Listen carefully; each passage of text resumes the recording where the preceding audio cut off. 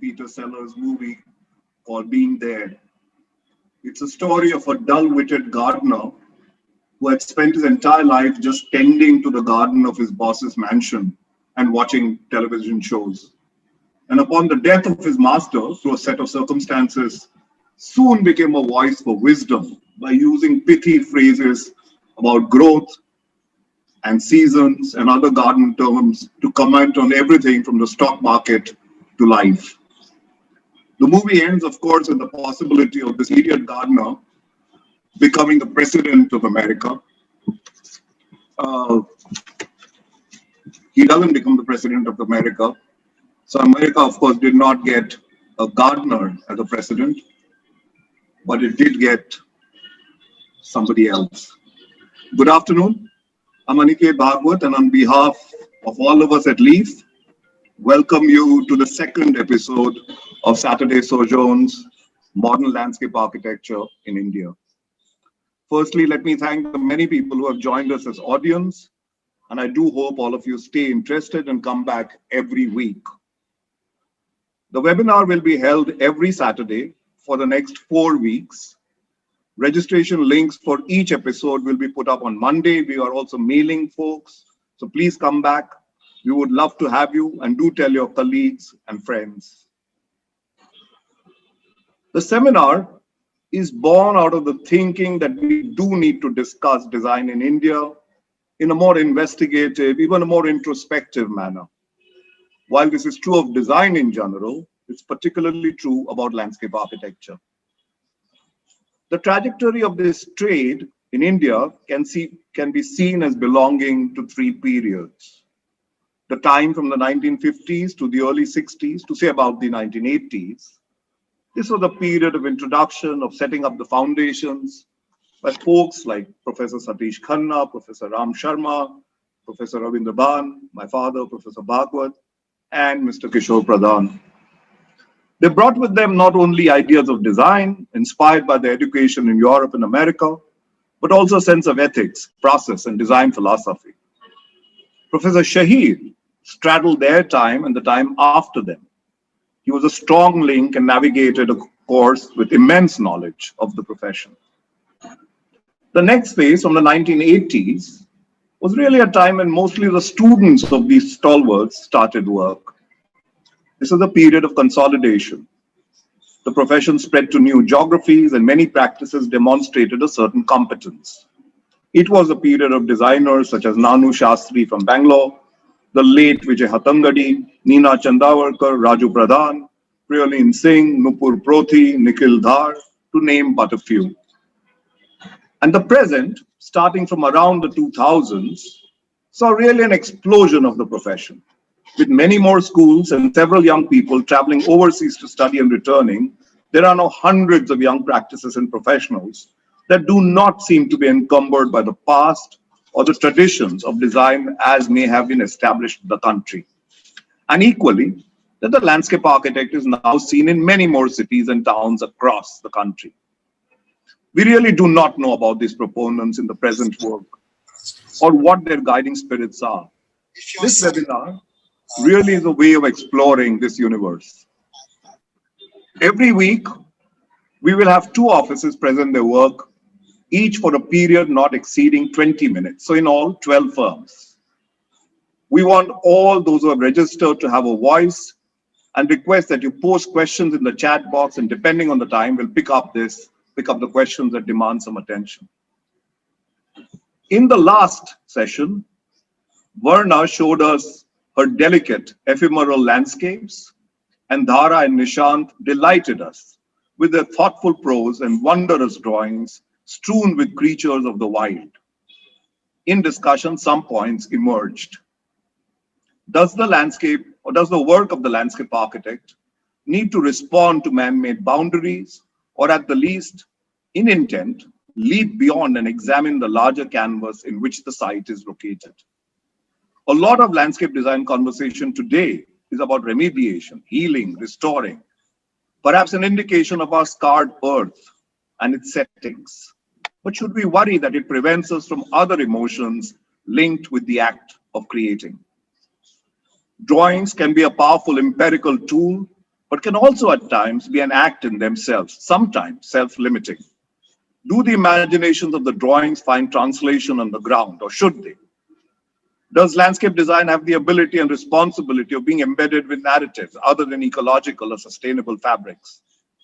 In an age of collaborative practices and work, does the landscape architect need to lead and bind the discussions and projects and replace the traditional role that architects have assumed?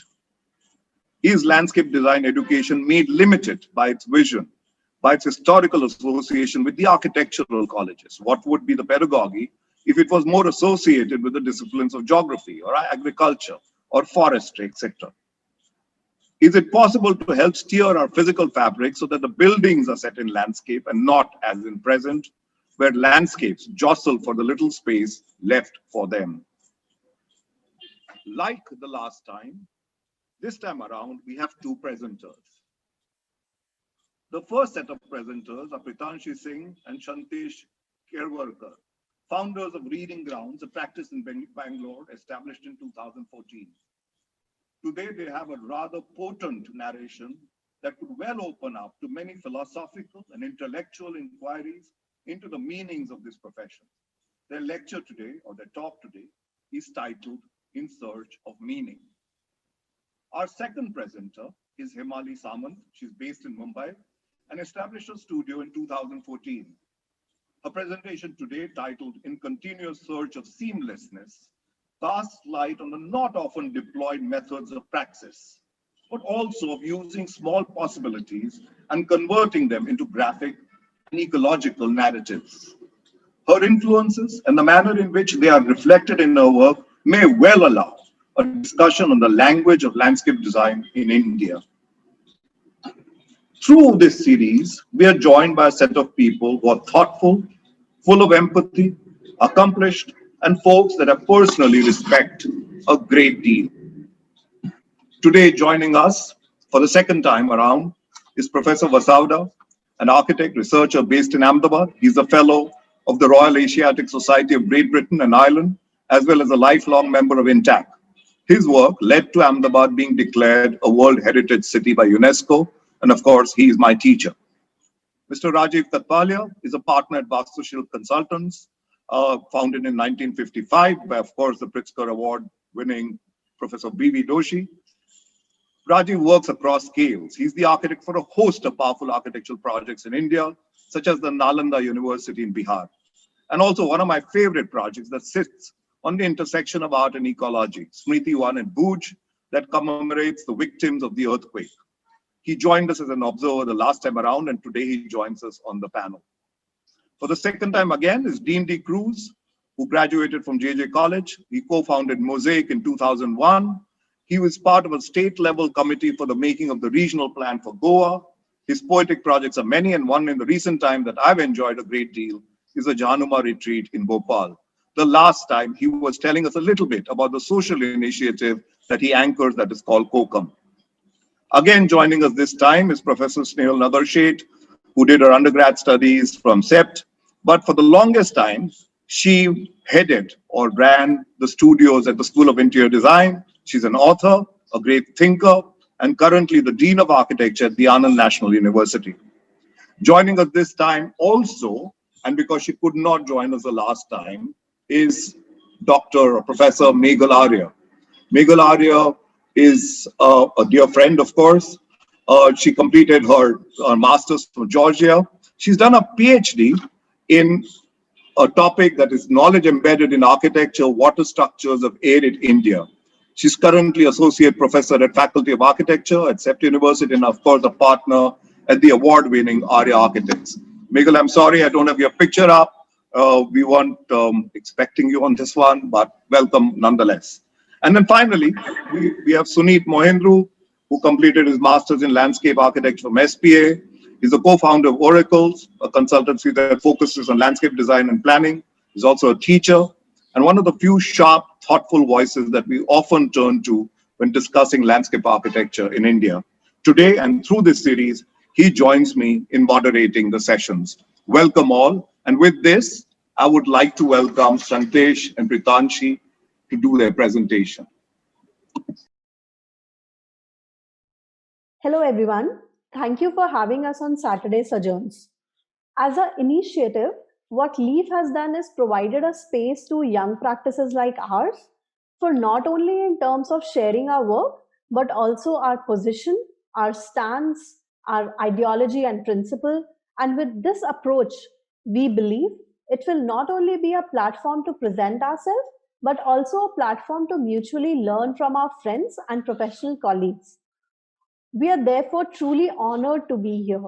Thank you, Aniket, and thank you, Lee, for organizing this. Like every plot, be it a story, theatre, film, or a narrative, our domain of spatial design too has a start, a middle, and a completion to it. Here, I'm refraining from using the word end and instead using completion because, unlike in other cases, the story ends and the public leaves. In spatial design, on completion of that narrative, it often leaves the public with not just the experience or memory of that narrative, but something more visceral that actually has the power to shape us into who we become. Our presentation, too, like the spatial narrative, has a start, a middle, and a completion to it. And from that frame, we have attempted to comprehend what we want to bring to this discussion. Often we set an initial design ideology, and then based on that, we establish our practice. In this world of practice, we are mere drop in the ocean. Each practice, consciously or unconsciously, brings an ideology, a principle, design thinking, philosophy, and intent, and we set the path. We all get so busy with this path that we forget the trail that we strode until now. Often we go out and give talks and presentations, but that's usually to showcase our work. But every once in a while, such as today, we get an opportunity where we are able to not only pause to look at our journey, but able to see what's under the skin that we are looking for.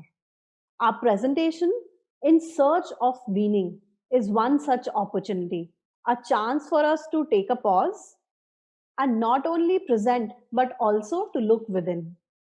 That said, let's start with the first part of our narrative. When we look at our practice, we have the words reading grounds, which is our working philosophy and also a guiding star. Reading becomes our act of reading a ground. It also means the grounds that are capable of reading.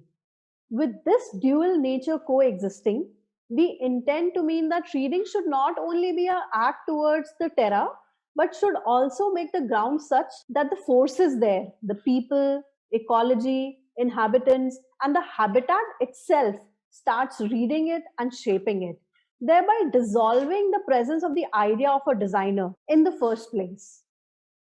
Having spoken of this dual nature, let us look at each word and reading grounds. Before we start a project, the act of reading is analytical. It is our act as an act behind the curtain of the designer, its creator. And when we look at it, it's purely rational, systematic, and a critical act. There are no emotions that are accounted into it. But when we look at this act in the front of the curtain, when the stage is set, like said, the people and the inhabitants and the ecology or the habitat starts reading itself. In this phase of reading, emotions exude and the experiences are created. In this context, reading becomes an experiential act. Similarly, with grounds too, it's a physical thing that we're shaping at sight. We are building it, metaphorically speaking, one brick at a time. And in doing so, we read through history, the past, and the anticipated, the future, in this moment. The whole act for us is a physical one.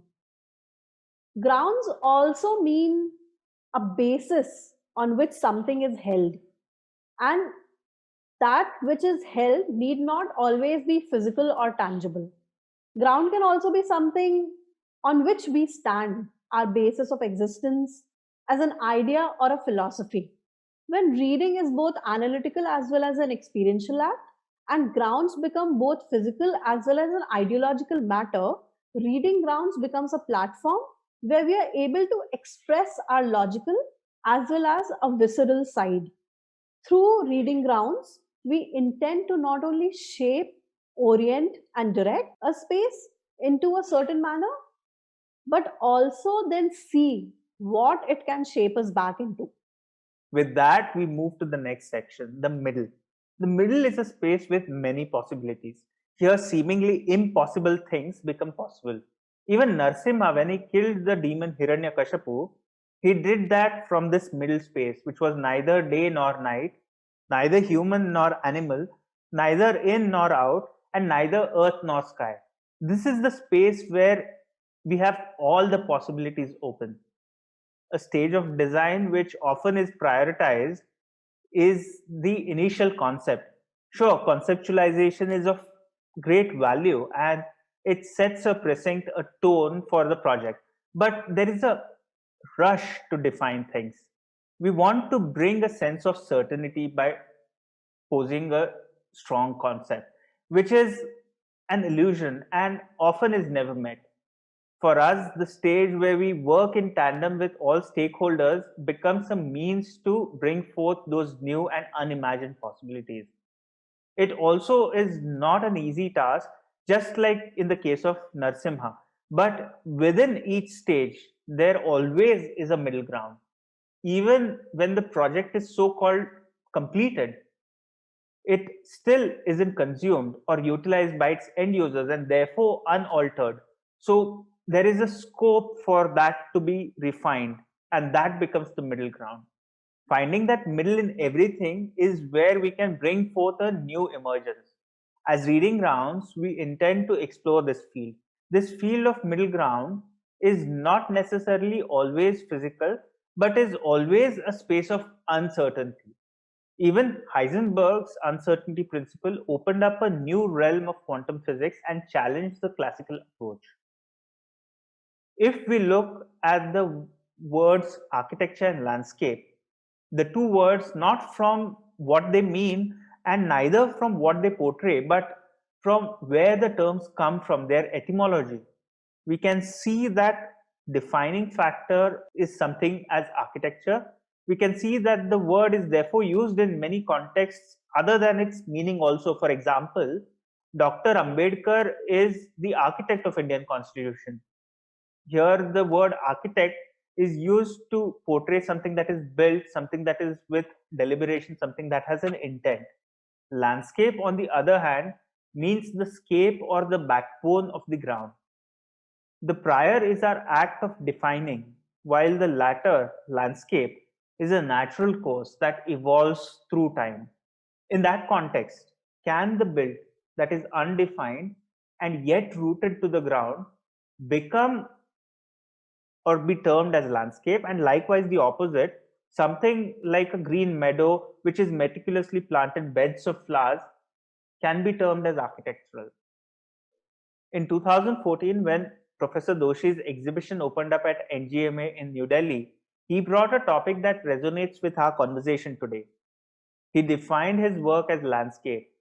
I'm not sure if that was the first time he formally termed his work in the context of landscape, but he did raise an important question.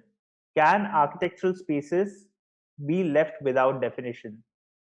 While leaving spaces undefined is a romantic idea, our act is to be conscious and mindful of what the possibilities are and to give a tad bit of orientation as an architect's hand to the otherwise untamed field of possibilities.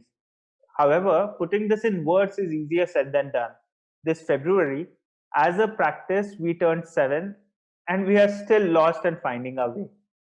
Through our projects, we have always attempted to consider forces beyond our scope and realm.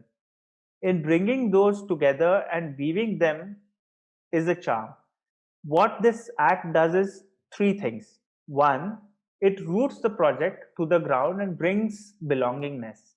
Two, it allows the inhabitants to bring their definition, and when they do, it loosens the grip of the predefined aspects of design and shapes into an unimagined form.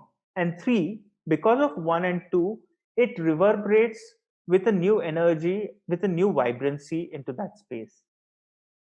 Our act, therefore, is to explore different forces of energy that are existing and that we can create and look for it consciously. Consciously, because it's a hope that learning in our experience may also bring a genuine awareness into the area that we are exploring. We experience the world around through our sensory perceptions, the sense of touch, taste, smell, hearing, and sight.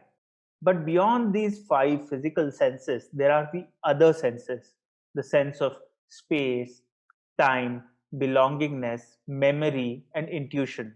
Landscape brings forth evidently these other senses, and that's what distinguishes and elevates our living experience beyond mere survival into a form of an expression. Considering as life, landscape is alive. I'm refraining from calling landscape a living thing because it is not one single entity. Landscape, in fact, is a network of living things that build interdependencies. Perhaps that is what we refer to as an ecosystem.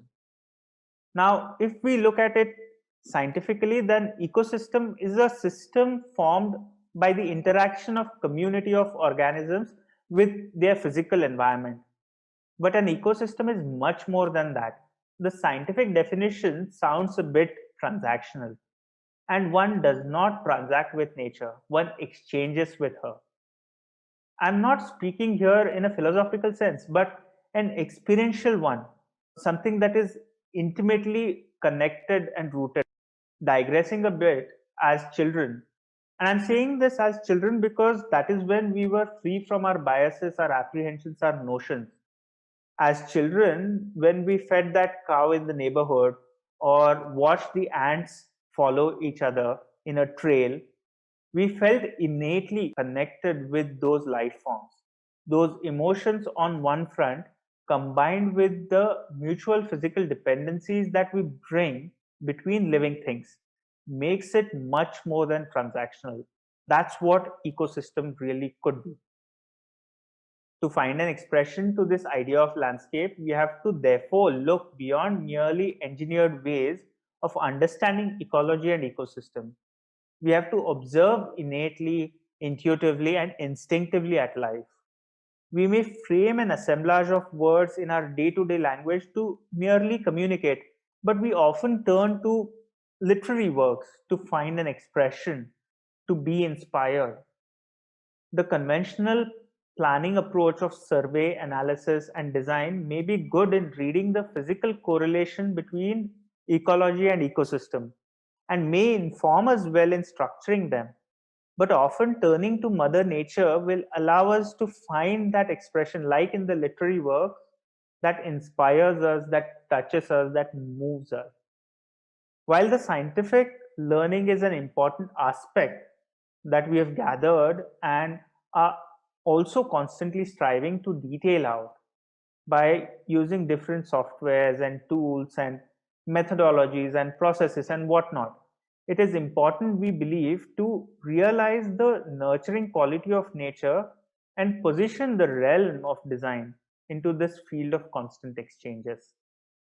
In that context, as a practice of today's day and age, we are technically well equipped, and that's a generational advantage we may have. But soon, more faster than ever imagined, our current technical ability will be outdated. Being adaptive and gaining those new skills is something that we can do to compensate this outdatedness. And as a practice, we are constantly striving for that as well. But that's a physical aspect. This is a learning that is informative in nature. The other learning, the learning that comes from innate observation and interaction with nature, is a lifelong journey and rather a universal one. This will be our possession.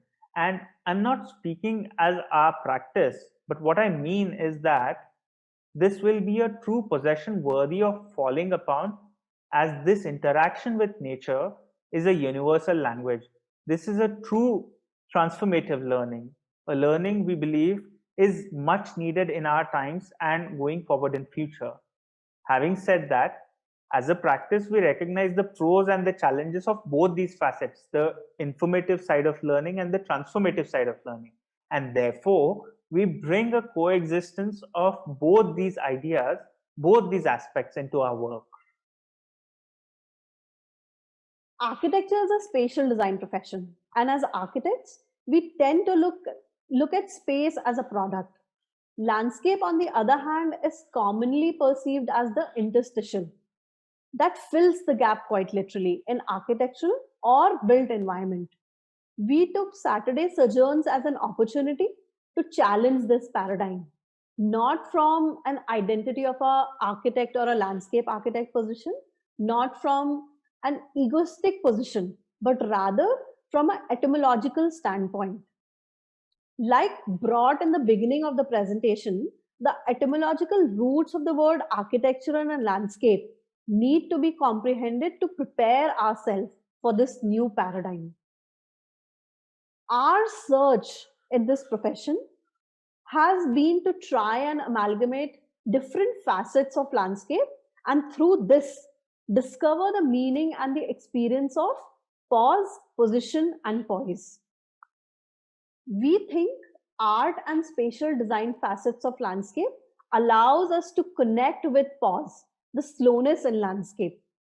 This slowness is experiential and it exudes through the space created. But not only does it exude through the space we design, it also gets its vibe from the space that the inhabitants make it, therefore making pause a collective expression of landscape.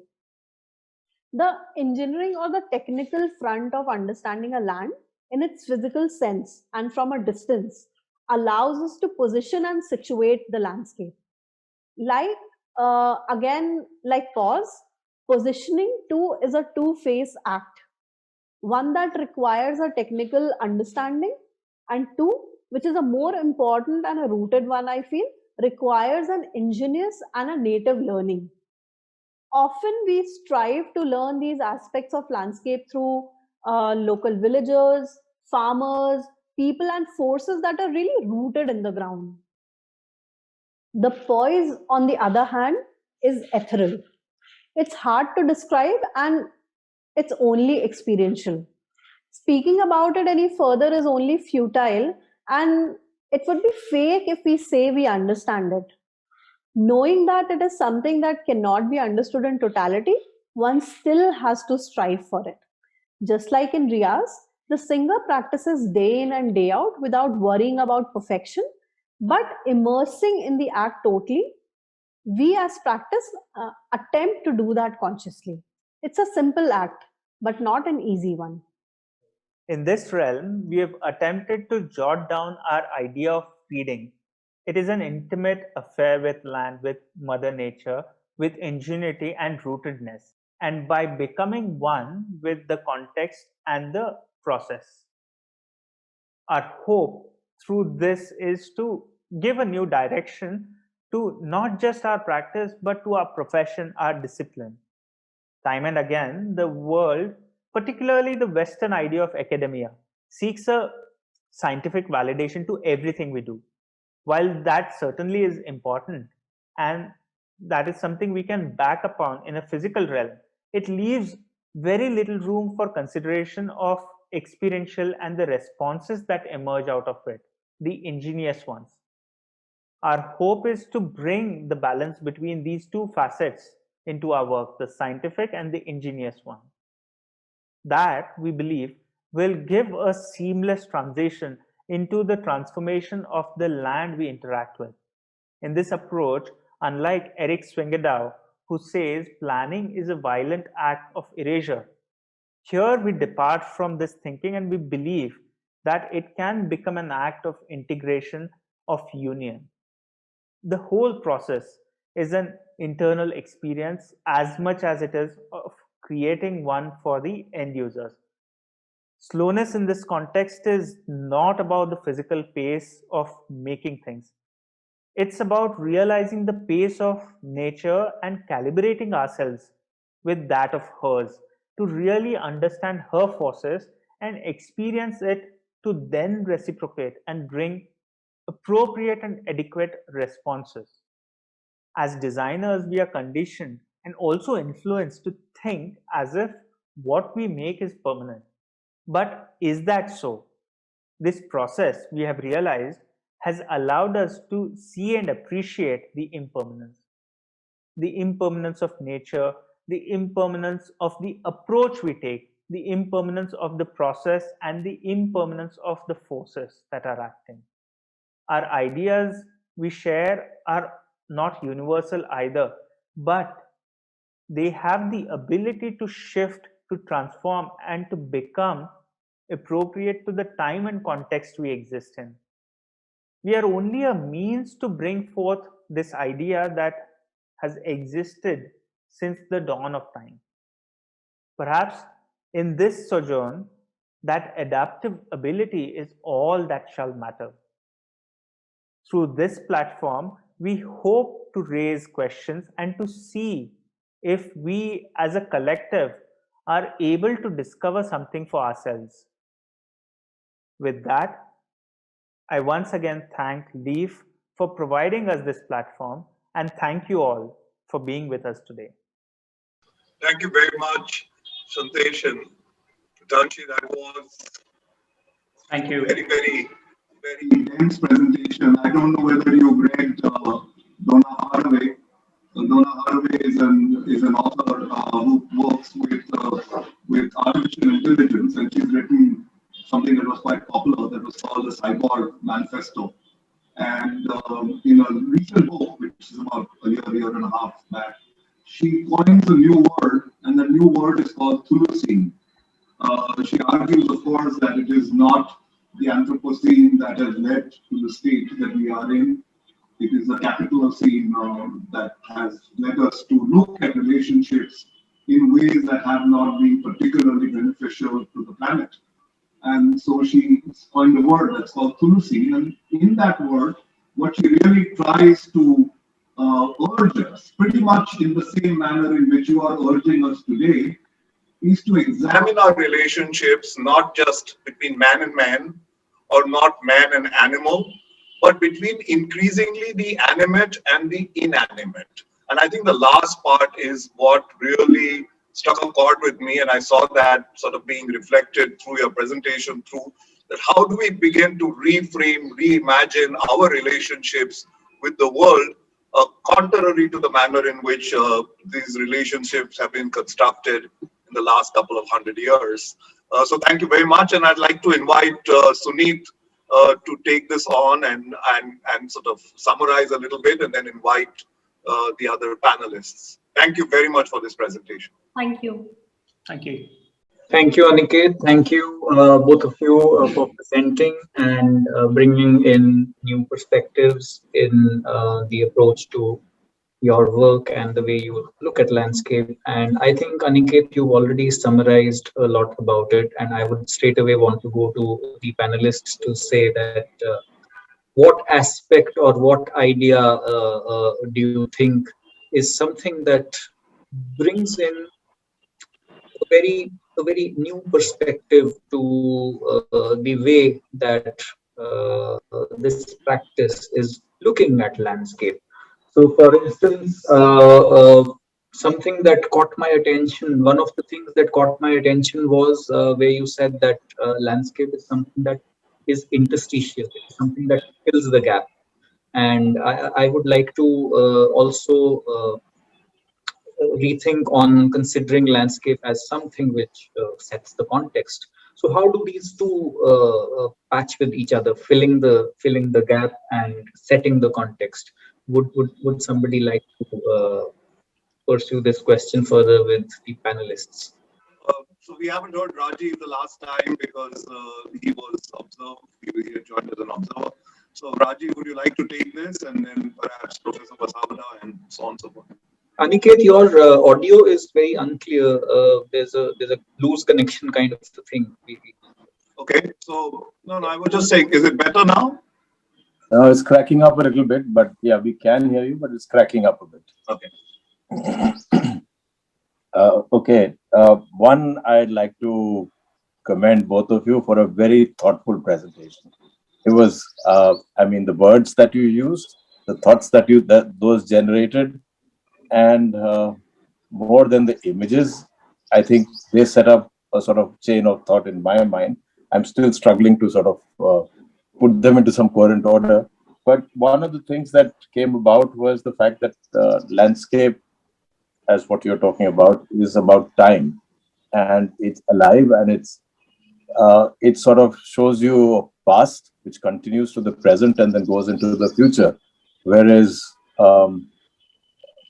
we take architecture as to be something that is sort of fixed or rooted in time, and often forgetting that it also ages and changes and mutates over time as our stories go on. So I was curious to know that how does uh, how how one could sort of look at all of this in a more holistic manner of time, rather than just as that landscape comes in and fills in and then grows and changes, whereas the architecture sort of stays at one level. Um, that was one of the first thoughts that came to my mind. Then the idea about what uh, interstitial and setting up the context, and I thought,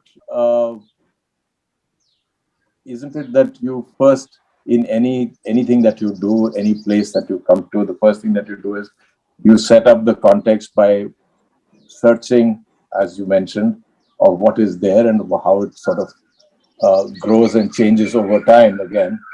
And it is not about filling in the spaces, because yes, you sell some things and the other things make up your life.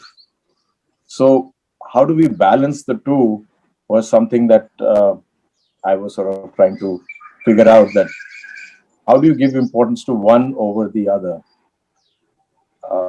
I think I'm still trying to sort of collect my thoughts onto some more of these things, so I'll come back again onto as we go along. Thank you, Rajiv. Um, does Santesh want to say something? Preetanshi, do you want to say something to this? Yeah, so thank you so much for giving your thoughts and your inputs, both of you, Sunit and Rajiv. What actually we were trying to look at is landscape and architecture from its etymological point of view. And one of the points that we really feel is, if we look at the character of what then landscape means, is something that is undefined but rooted with the ground. Architecture in the conventional understanding as a built space can also then act as landscape, and vice versa. So it's about trying to really see the impermanence, or the impermanence grain of spatial experience, uh, as landscape inculcated into space, as we conventionally understand architecture and landscape both coming together into that. So from that frame of point, what we were trying to define is not architecture and landscape as Two different. yeah, as two entities, but they can become one. And so that is something which we have been trying to explore into the practice, Where the boundaries sort of blur. blur. Yeah. Yeah, so So, filling the gap, interstitial is not necessarily about filling the gap, but it's while giving a lecture, the pause also becomes equally important. And for us, landscape is that pause.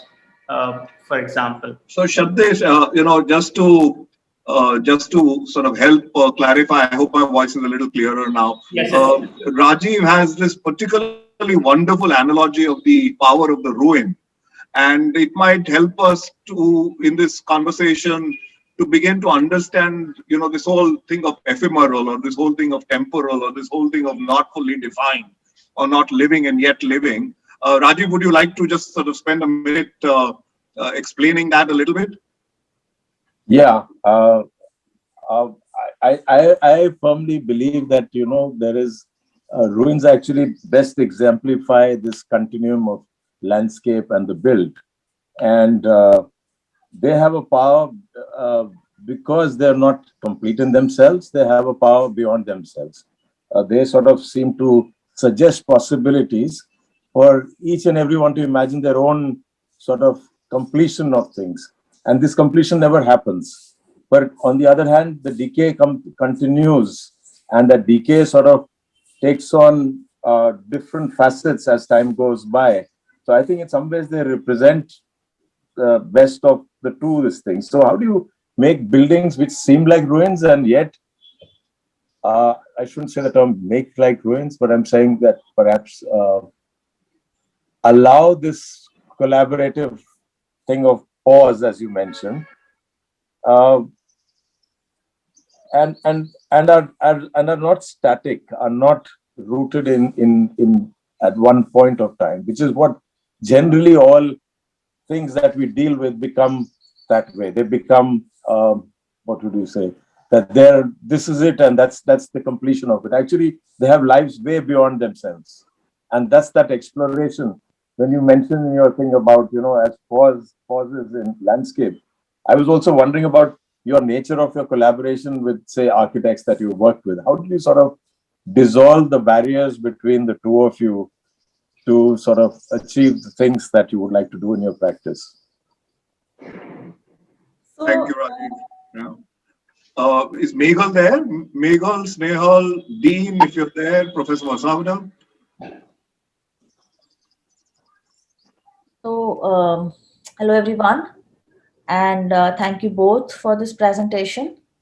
Continuing more or less what has been talked about, of course, Rajiv spoke about the ruins and the temporality that is involved.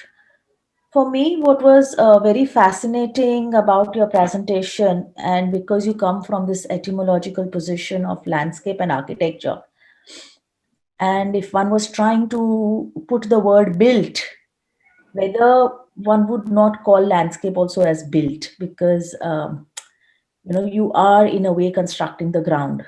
Hmm? In that sense, then how would one start looking at the transition or the edges between the landscape and the built?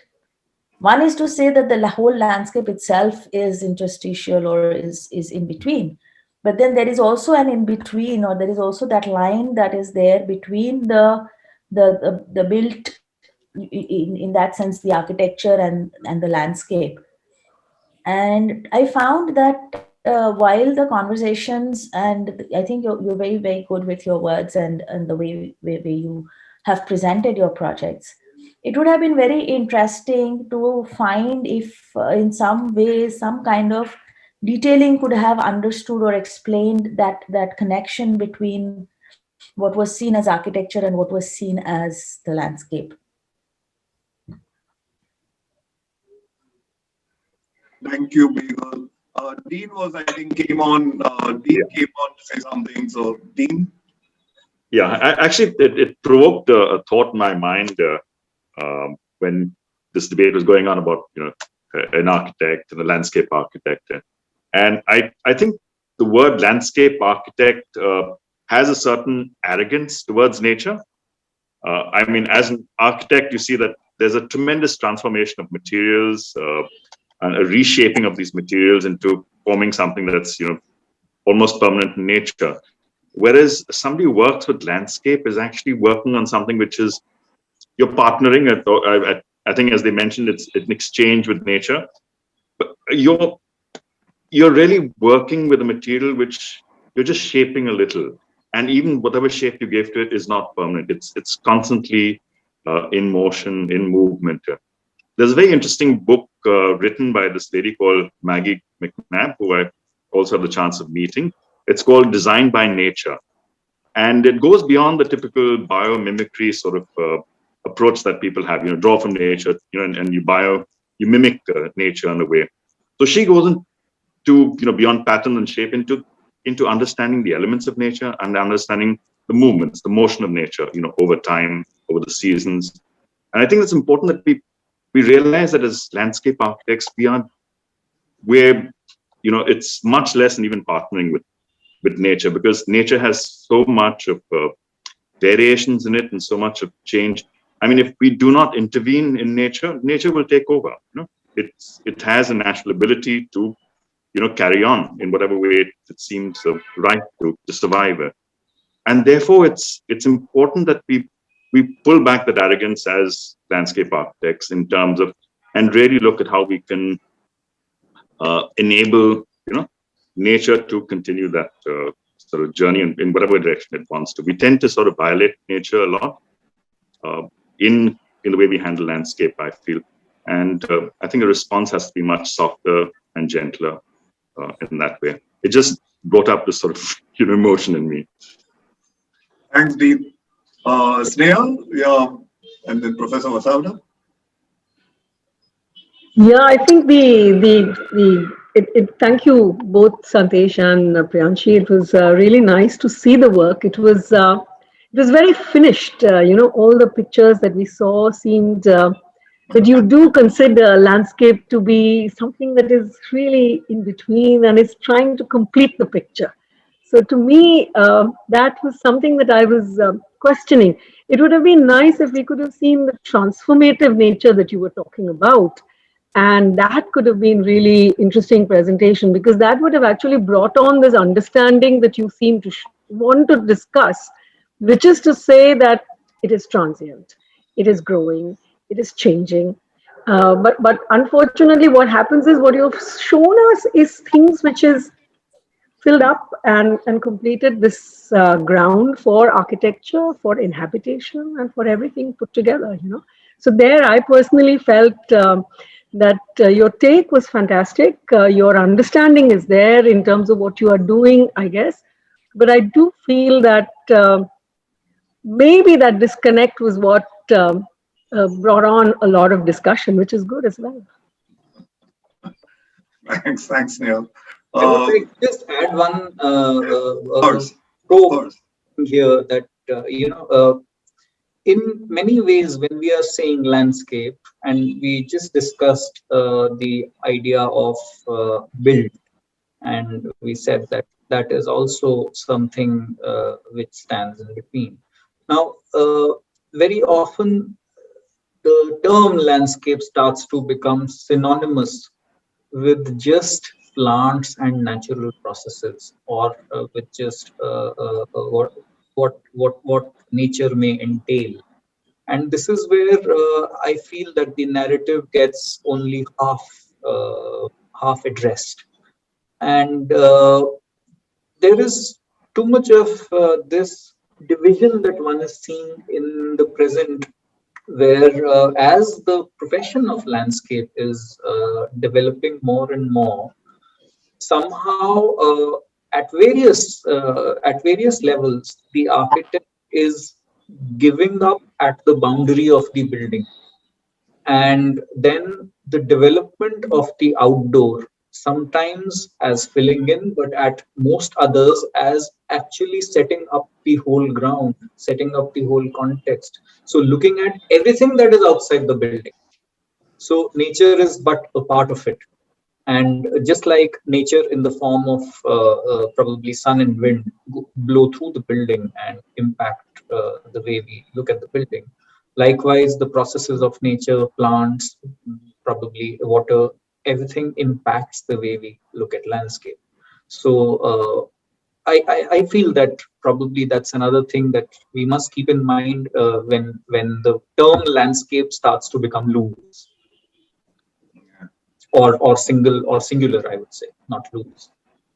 Thanks, Sunit. Now, Professor Vasavda, and then we'll go back to Shantesh to just sort of round up. There are a couple of questions for you, Shantesh, so we'll come to these questions in a second.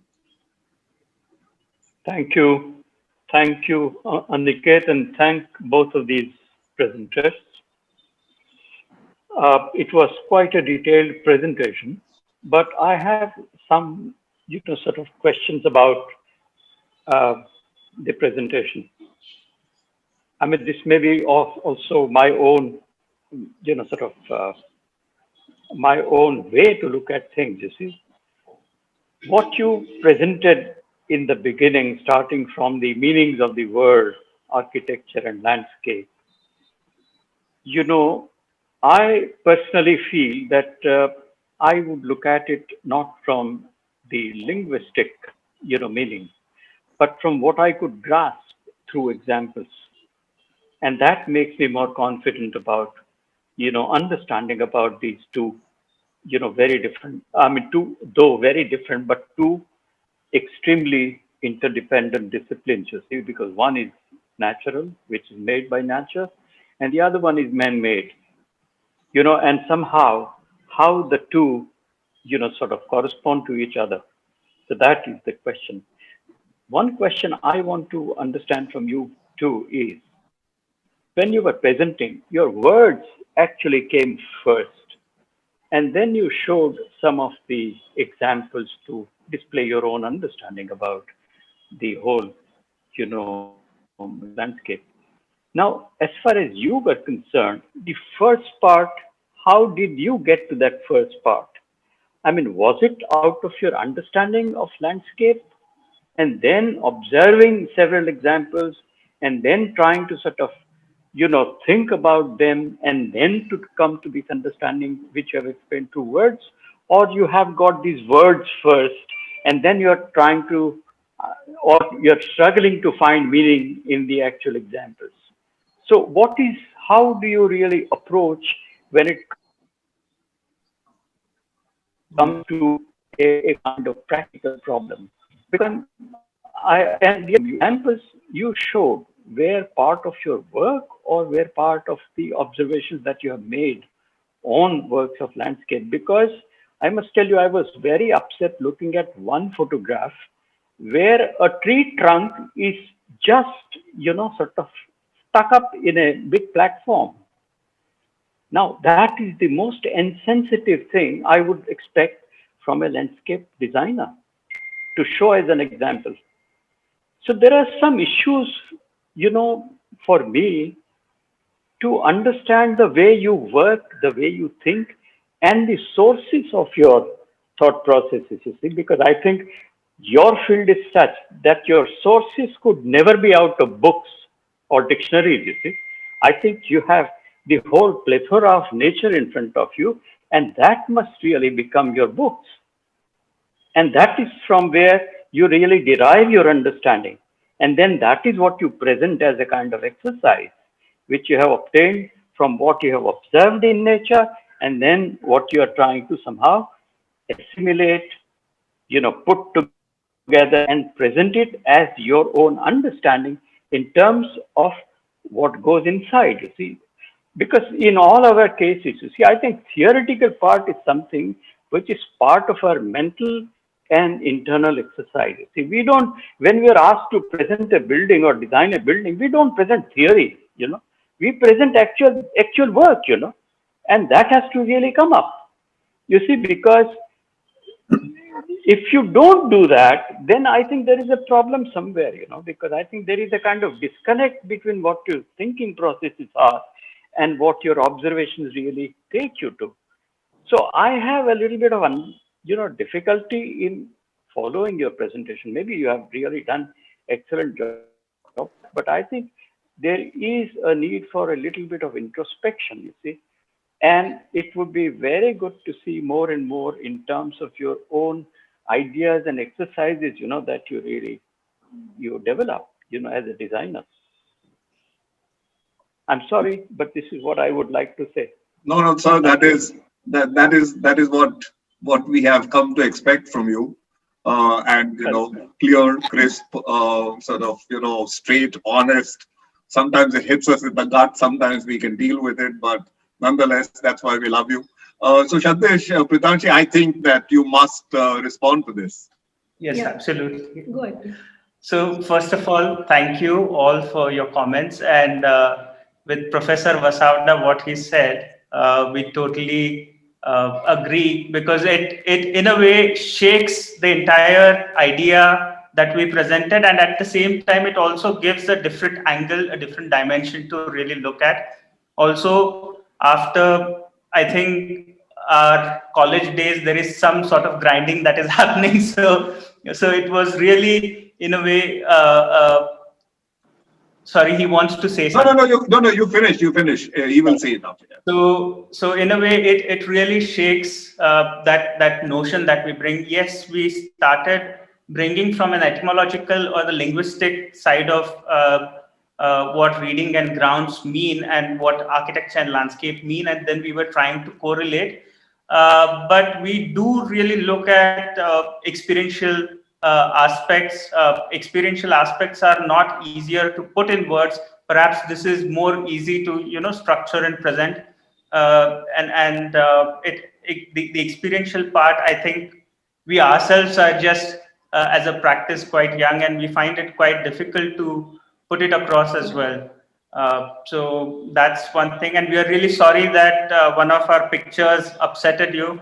It in fact did even us, because we were for a shock when we reached and we saw that the entire platform was constructed around that existing beautiful tree without leaving much space. But nevertheless, we have the total ownership of what has happened at site, and we still presented that image. And I think as a young practice, we are sort of still struggling to bring that sort of a link between what our understanding is. And of course, our understanding is still developing, and versus what we are able to shape at the ground. So I think we had this discussion with Aniket sir also in the beginning, that the kind of work we want to do versus what is getting done, there is a certain gap, and we are constantly striving to bridge that gap and learning every day. Yeah. Yeah. Uh, Professor Vasavda, you were saying something? Can I little bit interject, Yes, of course. because I think what I said should not be misunderstood. You see, I can very clearly see that you people are very young, you're struggling, but I think you should also, with the help of your work, I think there has to be a kind of course correction, which is necessary. Because if you see the other problem, I have not spoken, but I think it is also your comparison between readings and grounds. I think they are not the same thing. Yeah. Ground is very different, and I think reading is very different. If you say fertilizer, yes, I can understand that reading and fertilizer somehow in both the disciplines could have a similar kind of a role to play. But no, readings and grounds don't really relate, really well. I think that is where also you should really think more about this, you see. So this is something, and I don't discount, at all, because we have all gone through the stages at which you are, because we have all done this. But I think there has to be a kind of course correction somewhere. And I must compliment Aniket, you see, because I think this is where, this platform really is extremely useful, because this platform provides you that opportunity to really think, to discuss, and to really see where you can really find your corrections, and corrective approaches. So this is something, please take it very positively. I'm not trying to find Absolutely. faults with you, but, sometimes something needs to be, sort of understood well. And this is what I'm trying to do it for my own self. If I'm wrong, you can always tell me. I'm ready to learn. Thank you. There's a question from Shrikant KS, and he asks about landscape and urbanism. So I'm not so sure whether the question is directed to you or whether somebody else can take it. So maybe Meghal can take it, Rajiv can take it. And it says, can this added facet as completion and time, I'm reading out, as completion and time factor with only change being constant, is more synchronous here than in architecture. I think he's talking about urbanism, which is ephemeral, something that Rahul also talks about increasingly nowadays. Something that that is not that is something that's not sort of frozen in time, or something that's not a finished agenda, or something that's a continuing agenda. How do you sort of build in the idea of time in the in urbanism or urban development? I think that's broadly the sense that I'm getting out of the way that the question has been asked. Would you like to answer that, Shantesh? Yeah, sure. I think what we are trying to put across is the idea that both architecture and landscape need to be, as we understand, as need to be read as something which are work in progress, which are undefined, which have a sense of impermanence to it. And the urge to define something, make it something which is permanent, is always, the part which the the role of an architect always kind of encourages or pushes us to do. But it's also to kind of take a step back and allow things to take its own course, and kind of shape and evolve through time, even once the project is completed.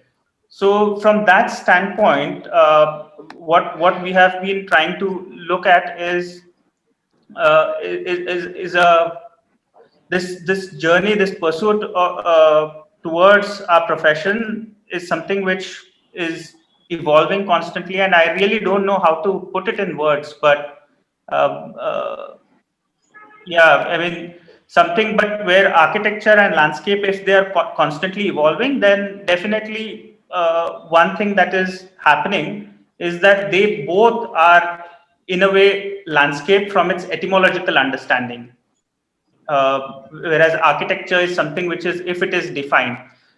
So the term landscape architect also I find is paradoxical, because landscape is something which is constantly evolving, and architect is somebody who is urged to define something or is making something.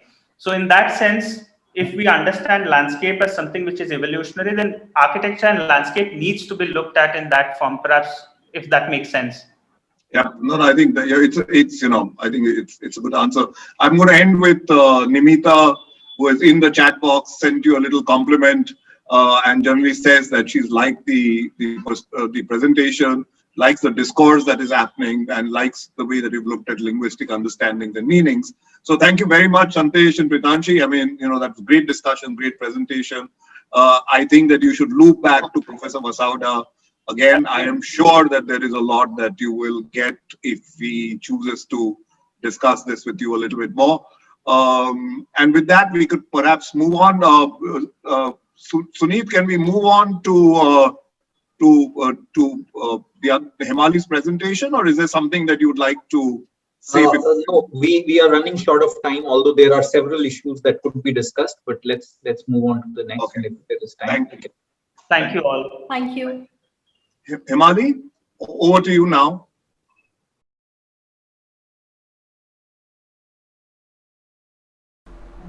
Thank you so much, Aniket sir, and thank you, Leaf Foundation, for creating this unique series. I'm quite excited to discuss my work in this forum. My practice has been very young practice, and it has been journey for 6-7 years. In these years of mine, many gathered experiences have become my learnings. When I look back and try to read these experiences, I find myself into continuous search of something. I call it seamlessness. I am repeatedly inspired by the phenomena that happens around us on a daily basis or on a seasonal basis. The way this flowering of the grasses, which looks still yet dynamic, and at the same time, the way we look at the terracing and the farming patterns, I observe how things can be done so simple and aesthetically so appealing. I feel few human interventions become so unique in itself. One wonders whether it is part of it or distinct with the surroundings. The boundaries and barriers become sometimes so blur that our human actions, we may call it intrusive or inclusive of the space. The streets become part of the living when one takes care of it with lot of love and dedication, and it defines the sense of the living itself. Sometimes seasonal changes add new dimension to the space, like changing texture of the place, the colors of the space, and it really makes things more beautiful visually. Sometimes nature becomes part of our built environment and defines the character of the space, the way these natural creeper canopies have created the space beneath it. While natural and man-made starts looking one, when any kind of human intervention starts syncing with the topography, all in all, where everything looks seamless. My design process is a non-linear one, where I practice with immense joy of making, where I involve and participate myself in the building practices, be it arranging the laterite blocks for the paving or locating the large boulders into the site or into the landscape. I try to involve myself with the conversation that happens at site, engaging myself with the conversation and discussing various aspects of the site, which really folds and unfolds the design process. There is a joy in witnessing this process of making, which defines my practice.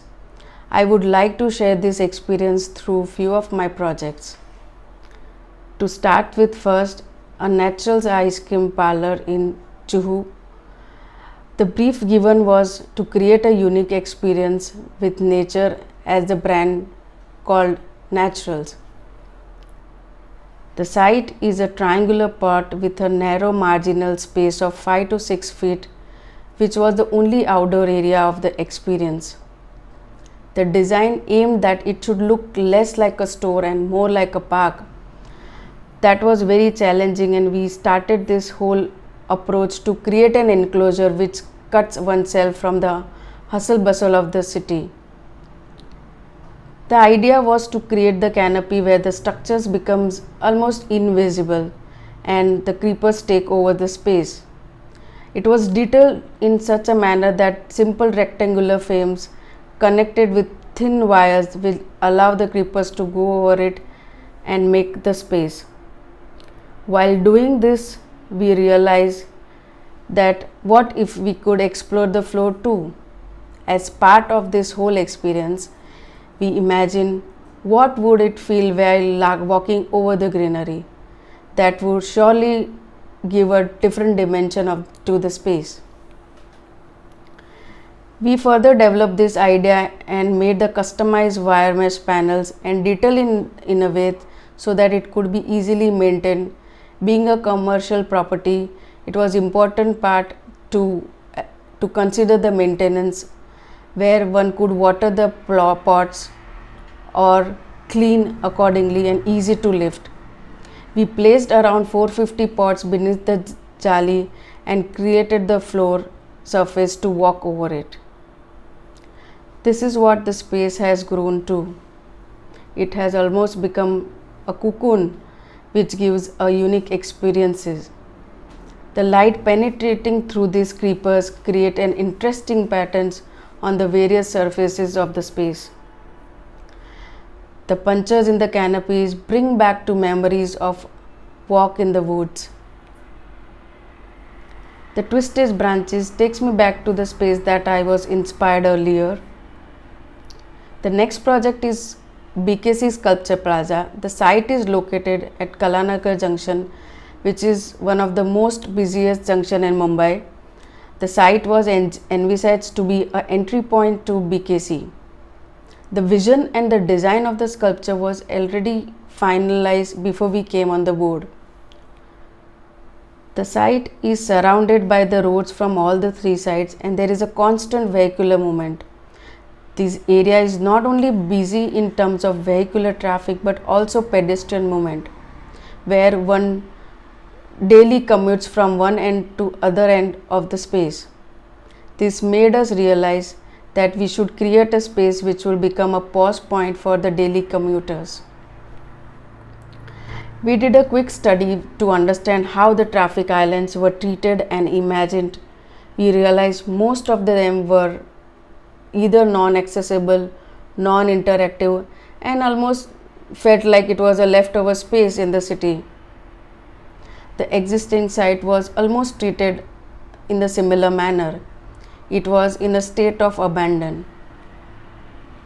The entire island was divided into 3 parts: paved, green, and utility areas like toilet block and bus stops. These all 3 operated spaces act as independent entities. The existing garden was a non-interactive space and was treated like a so-called green patch. We thought of spreading these green areas evenly throughout the plaza. The benches we were very well placed and designed, which looked as if it emerged from the BKC sculpture. Even the paving was evolved from the geometry of the sculpture. The benches was carefully placed near and under the trees, as well as facing the sculpture. The plaza now functions as one entity where one enjoys the different experiences of pausing. So this is how that space has come up. The space allows one to sit for a while. We imagined this place where one can have a quick nap, lunch, chat, read, discuss, or write. The lighting was also carefully designed with a set of simple linear poles so that it could lit the space evenly in the night. So it was also important that it doesn't look bright and stand out within the space and almost create an extension of the BKC's corporate structure language of the extension. Last project that I would like to talk about is Avsar Academy. This project is a very important part of my learning curve and the way I practice. Just to brief you about this project, this is a residential school for young girls located into the outskirts of the Pune. This project had various collaborators with architect Case Design, Rameshwarji, Abhijit, Pandya, Malika Mama. These are the few important people which helped us in shaping this project. This 4-acre land is nestled in the sloping hills surrounded by farmlands and fields.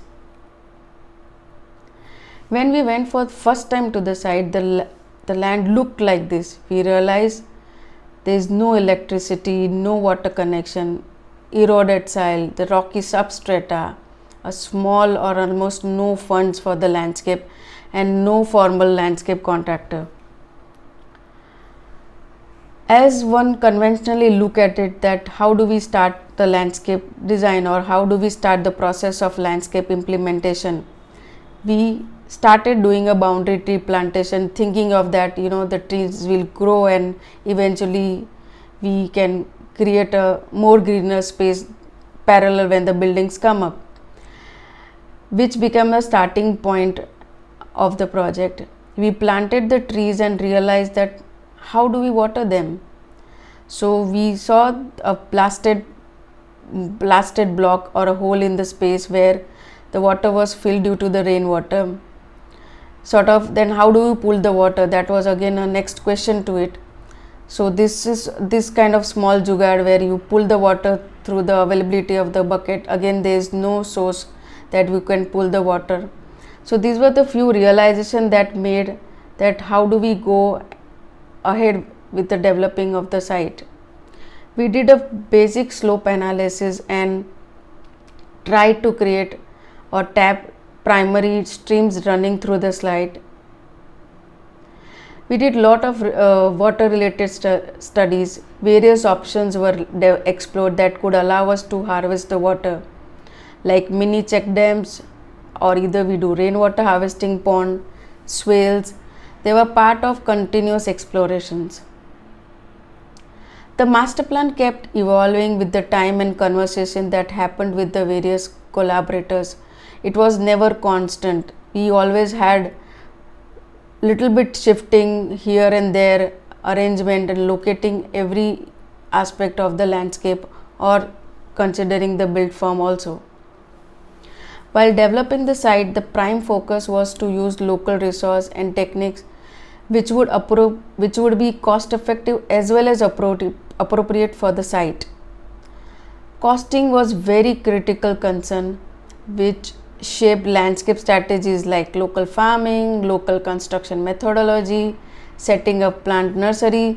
So these were the few things that we thought that these were most appropriate to do for this kind of site. Water management plant was developed in reference with the previous studies that we made, which I would like to explain in detail. These rectangular blue boxes are the landscape tanks, the linear lines are aqueducts, location of existing pond and polishing pond. The only source of resource of the water at the site was the well. So we started dredging and constructing well as part of the first program of implementation regarding the water.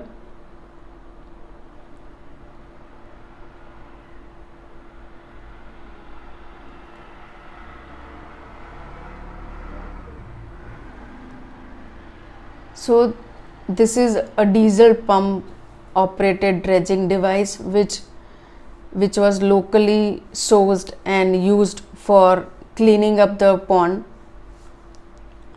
So this is how they cleaned up the pond and dirt beneath the bottom of the well, which was laying for years.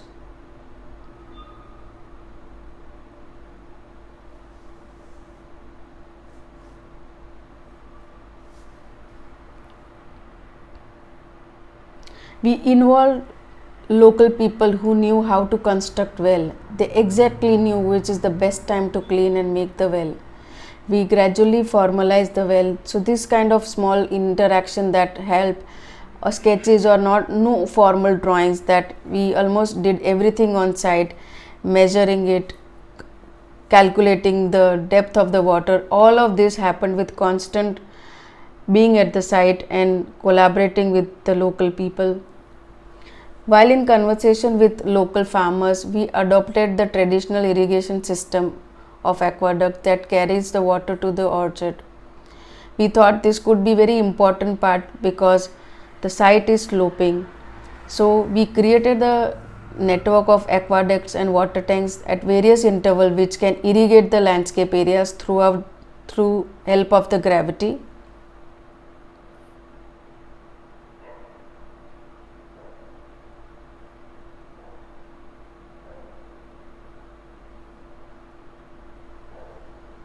There is a small video regarding this water channel. Inspiration from the local farmers and the way that they utilized it and the way that they processed it and distributed it across their land.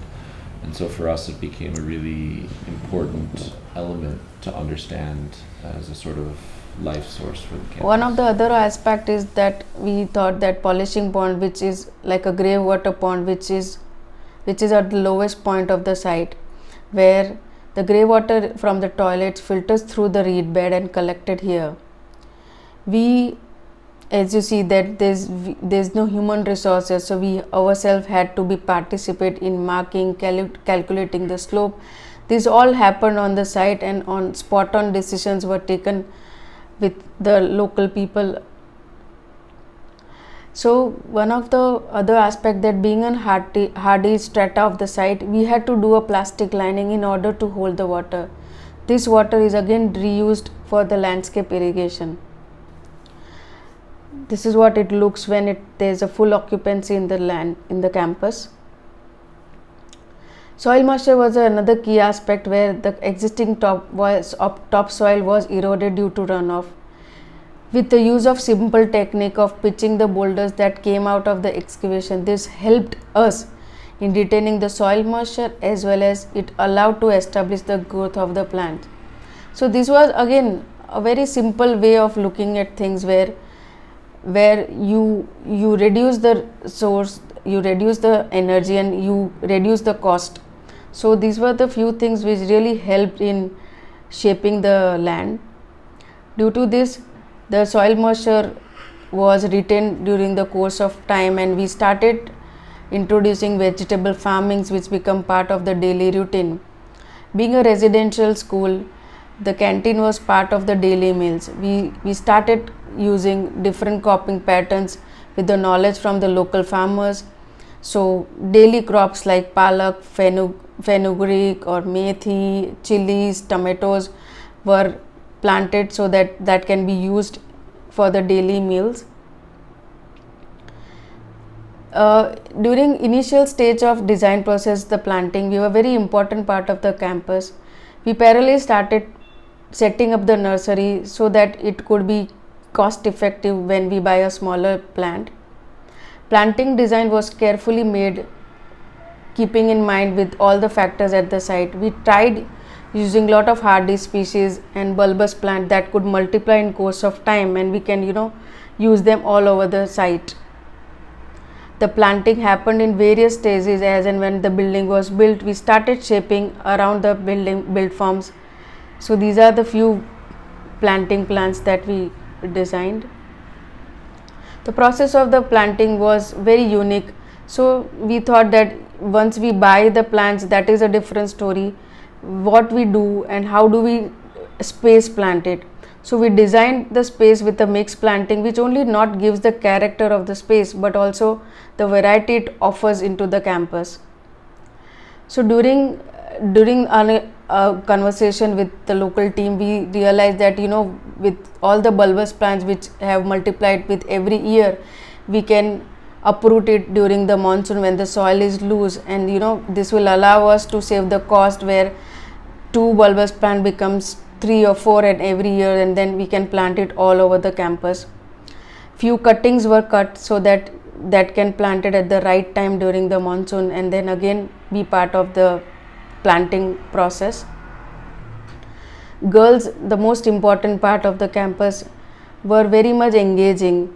They developed and understood this whole business of how do we maintain our gardens. So they involved themselves and started bringing up teams that can maintain few parts of the landscape areas. I think this is very important and valuable point, that how this campus is shaped and promoting the whole idea of leadership for the girls. Hardscape again was very, very important. So during this conversation with the stone people, we spoke about the Piconis type of pattern, which we thought that could be interesting to do something here in the campus. Then it was suggested by him that what if we use the wastage that comes from the quarries, that can be used as a part of the paving pattern. So this is what the campus looks like. The paving pattern, the planting, the outdoor learning, which is constant part of the campus living. I would like to end this with the material palette for my upcoming project at Andaman Nicobar Islands. I hope these learnings and experiences continue to inspire us and carry on. Thank you so much.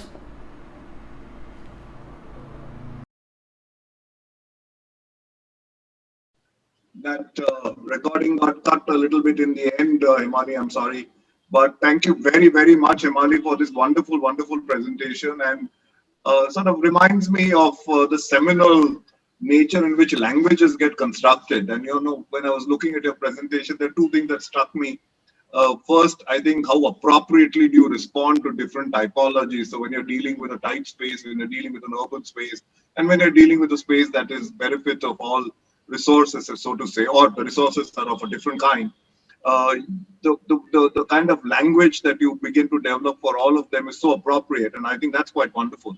And the other, I think, to me, is really sort of a very positive thing, is about how do you develop language. So I think your presentation really comes across as somebody in a world where we're still in the world of sign languages, and you're trying to find and form the right words. And slowly, from the making of those words, a new language is emerging. So it's almost that visceral, that sort of honest, and that sort of straightforward from the heart. And I think it was a wonderful, wonderful sort of presentation. So thank you very much. And with that, I'll get Suneet to take this on further. Yes. Suneet? This is the fourth presentation that we have had in the series, and the first one to bring about a very emotive issue in landscape, and that comes from the fact that how you started with emphasizing about beauty and aesthetics in engagement with nature rather than design.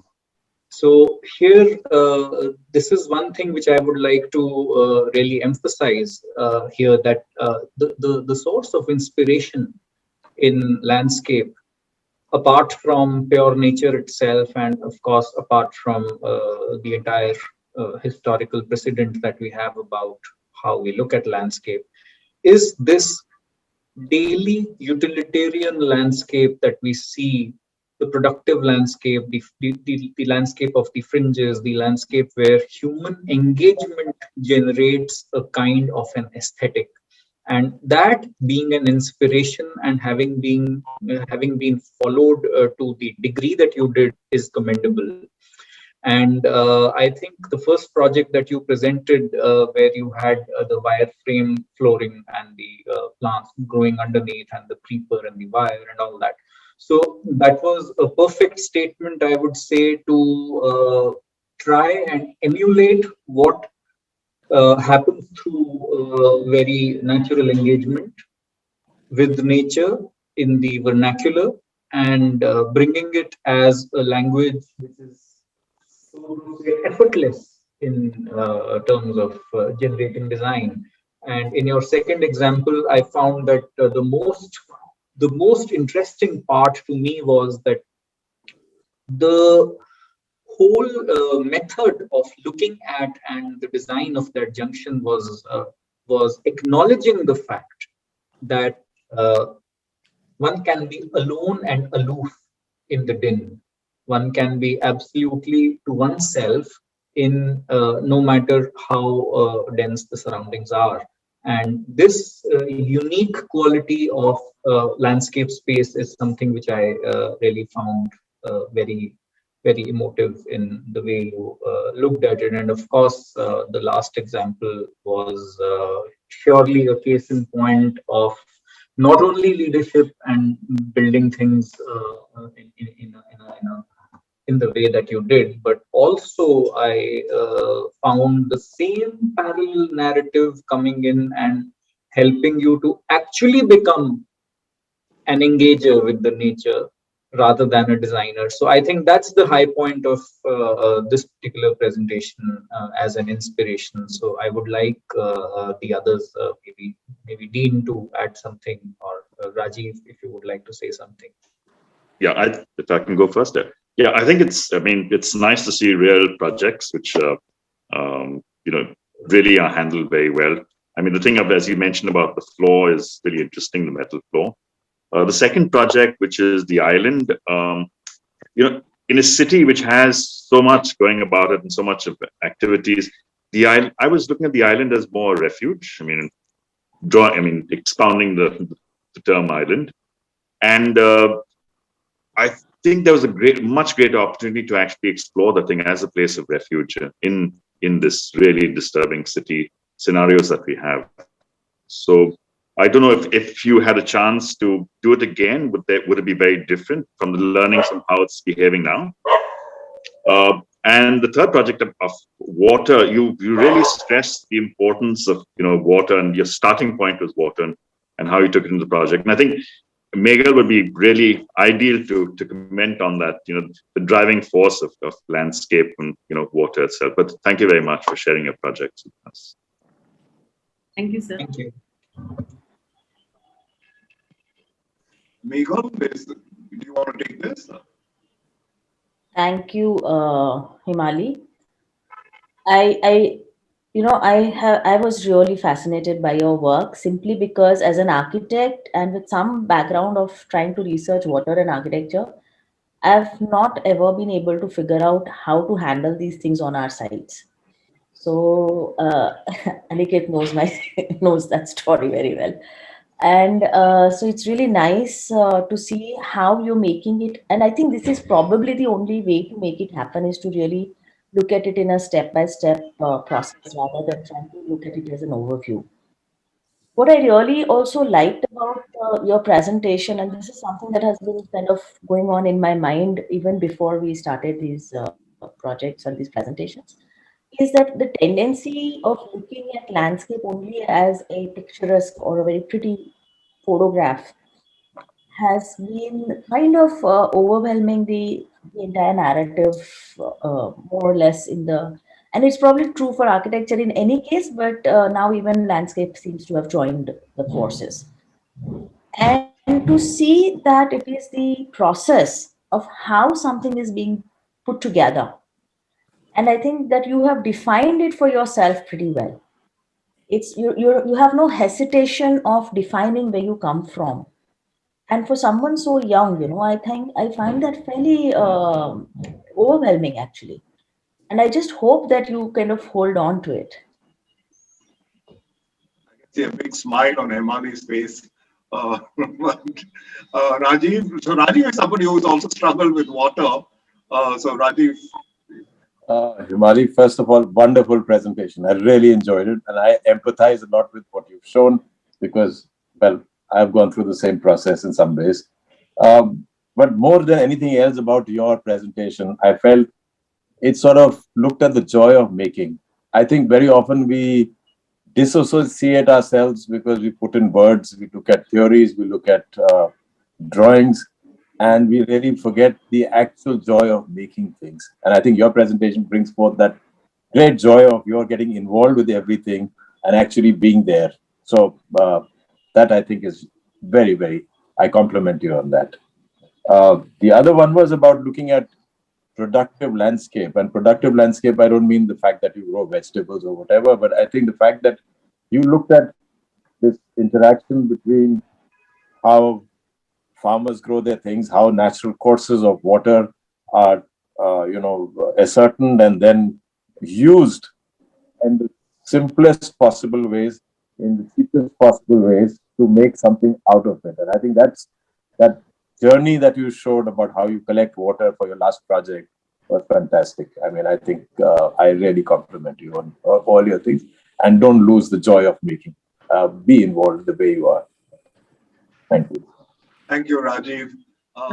Professor Vasavda, Snehal. Yeah, I'm going to take on Himali. It was an absolute pleasure.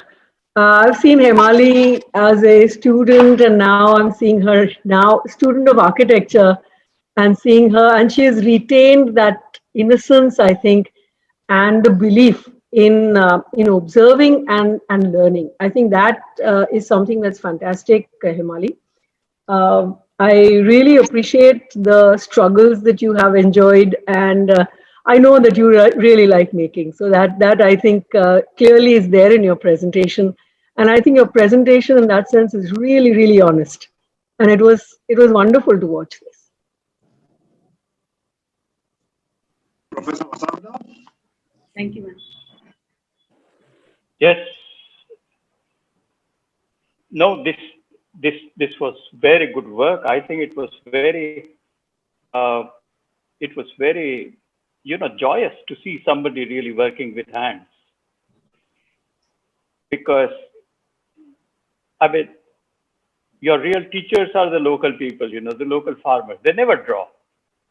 They work with hands, and they know the nature of nature, And I think this is what you're trying to do.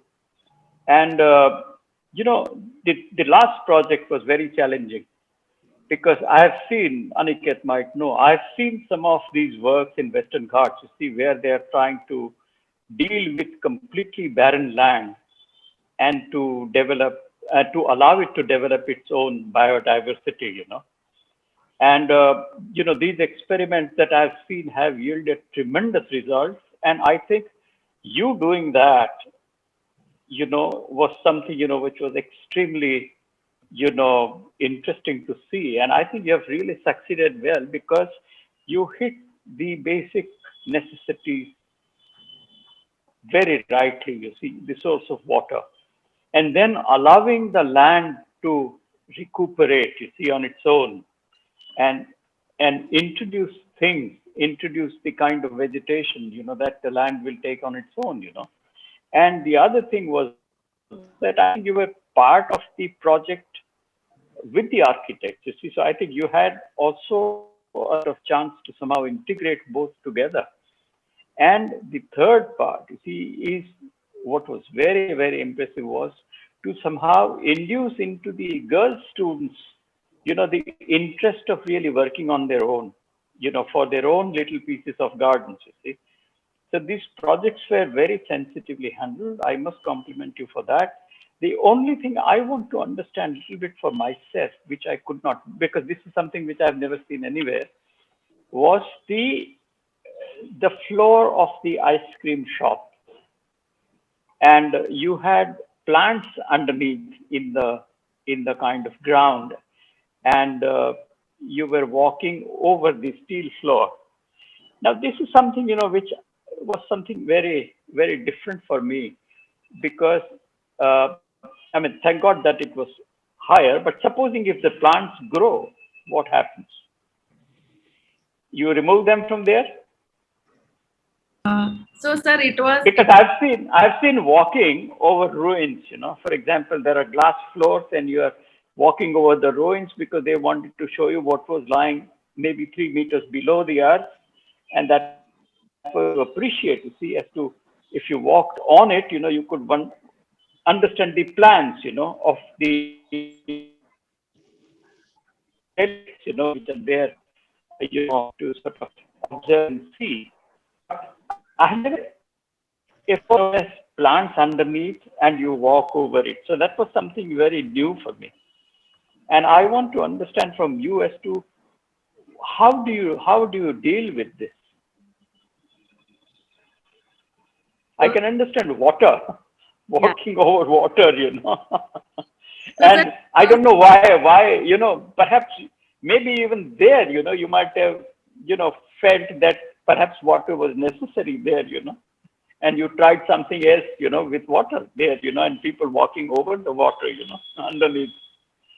But this is something which I want to know a little bit more about from you, because it's an interesting idea. But how do you deal with the growing plants, you see, if they really start coming up, you see, because then you would never like to trample the plants, you see. Sir, thank you first of all for commenting. I think that project was more about the lack of space that we had. So, we had only the cover, the top and the sides. So while doing that process, that we thought that there's something that we can explore the floor. So in terms of planting or technicality, we have used the plants which are house plants so that it doesn't comes out from the jali. And the So design of these are the plants, which actually don't really need much sunlight. yes, And they're they're all also not fast. correct. They're also not fast growing. Yes. I see. Yeah. I see. And then But it was easy to remove. But some of them do flower, huh?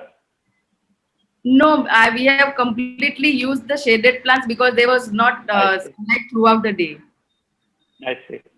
But that's for them it would be terrible. People walking on them. Because if you consider them also living, it would be terrible, you see. Like frogs never like people walking around them, So I would consider plants also living, So it is almost like you are not touching the ground, but have the. I understand. I understand that. Yeah, but you're still on top, you see. Anyway, thank you so much. Thank you so much. Question, it's become a quasi-ethical question. Hemali, in the chat box, there are things for you. There's Suvarna's telling us that she's used your plaza and likes exactly the sort of emotion that Sunit was talking about. So she commends you on that plaza. So there are in the chat box a couple of sort of compliments for you. But with that, I think we can end today. We have run way beyond our time. It's already 7:15 on a Saturday. So thank you everybody for coming. Thank you everybody who's attended, all the panelists, people who presented, and we look forward to seeing you again next Saturday, same time, 5:30. Good night, and thank you very much.